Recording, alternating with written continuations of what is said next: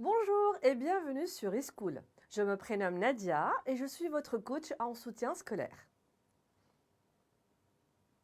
Le carnet de vacances eSchool est conçu pour enrichir votre culture en histoire, en géographie, en sciences et dans d'autres disciplines sous forme de quiz très amusants, à faire seul, avec des amis et ou encore en famille durant vos congés scolaires.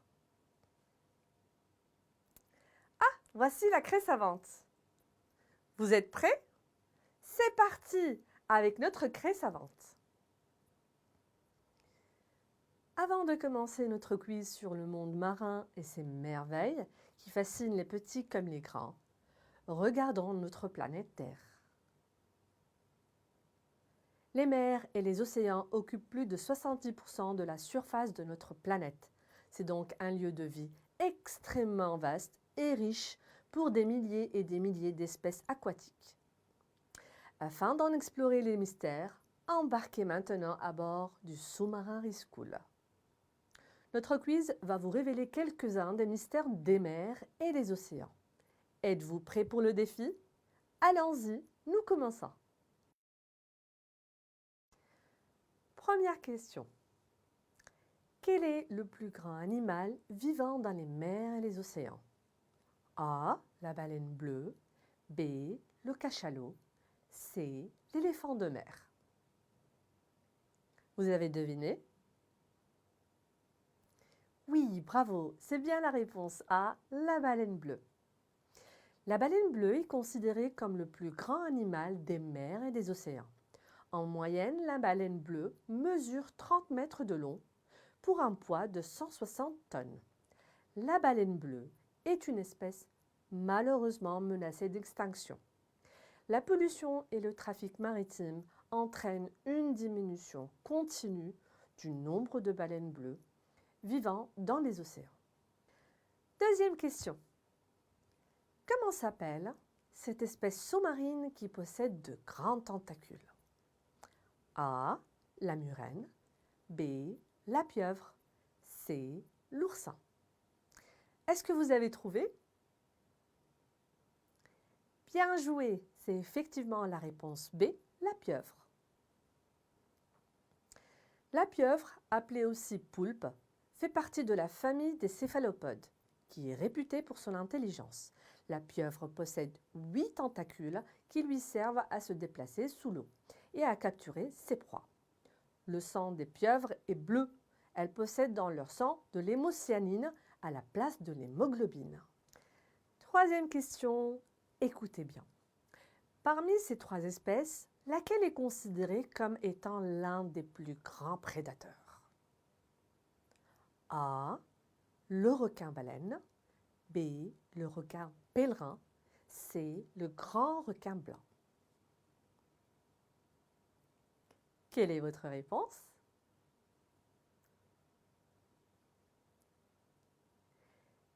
Excellent! Il s'agit effectivement de la réponse C, le grand requin blanc. Le grand requin blanc mesure au maximum 6 mètres de long. C'est un redoutable prédateur. Ainsi, il est capable d'entendre une proie jusqu'à 1 km de distance et de sentir une goutte de sang présente dans une quantité de 4,5 millions de litres d'eau. Le grand requin blanc a une alimentation très diversifiée, se nourrissant de tortues, de cétacés ou encore de poissons. Quatrième question. Comment s'appelle le petit animal marin qui possède un squelette en calcaire?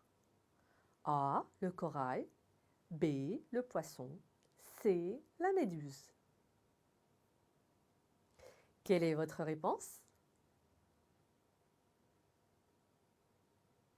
Très bien, c'est la réponse A. Le corail.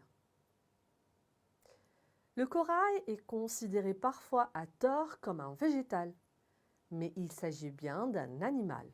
Sa singularité est donc de posséder un squelette en calcaire. La Grande Barrière de Corail en Australie est le plus grand écosystème sur Terre et long de 2300 km, constitué de plus de 600 types de coraux durs et mous. Cinquième question, restez concentrés. Comment s'appelle le héros du célèbre roman de Jules Verne, 20 000 lieues sous les mers? A. Robinson Crusoe. B. Le capitaine Cook. C. Le capitaine Nemo. Vous avez deviné? Encore une bonne réponse, il s'agit de la réponse C, le capitaine Nemo. 20 000 lieues sous les mers est un roman de Jules Verne paru en 1869. Cinquième livre le plus traduit au monde, ce livre a pour héros principal le capitaine Nemo, capitaine de sous-marin, le Nautilus, qui a fui la société des hommes. Je vous invite à le lire. Sixième et dernière question. À votre avis, combien de tonnes de plastique sont déversées chaque année dans les mers et les océans? A. Entre 500 et 700 000 kg. B. Entre 1 et 2 millions de tonnes. C. Entre 8 et 12 millions de tonnes. Quelle est votre réponse? Eh oui, il s'agit effectivement de la réponse C. Entre 8 et 12 millions de tonnes de plastique qui finissent dans les océans, ce qui met en grand danger la vie sous-marine. Les déchets plastiques représentent le danger numéro 1 pour les mers et les océans. En cette période de changement climatique, il est plus que jamais temps de changer nos comportements en recyclant le plus possible nos déchets afin de protéger nos océans et nous-mêmes. Avant de passer au quiz suivant avec l'aide de la craie savante, saviez-vous que 5 millions de tonnes de thon sont pêchées chaque année dans le monde? La transformation du thon en conserve suit les étapes suivantes. Mise au frais sur le bateau, nettoyage, parage, processus d'étêtage, de vidage et de découpe, pré-cuisson, assaisonnement et remplissage dans les boîtes. Puis vient la fermeture et le traitement thermique. Vous voyez, c'est ainsi que le thon se retrouve en conserve dans nos supermarchés. Vous êtes géniaux, vous avez répondu correctement à toutes les questions. Et pour ceux qui se sont trompés, ce n'est pas grave. Le but, c'est d'apprendre en s'amusant. C'est tout ce qui compte. Je passe maintenant la craie savante au quiz suivant. Je vous souhaite une bonne journée et passez de bonnes vacances en famille.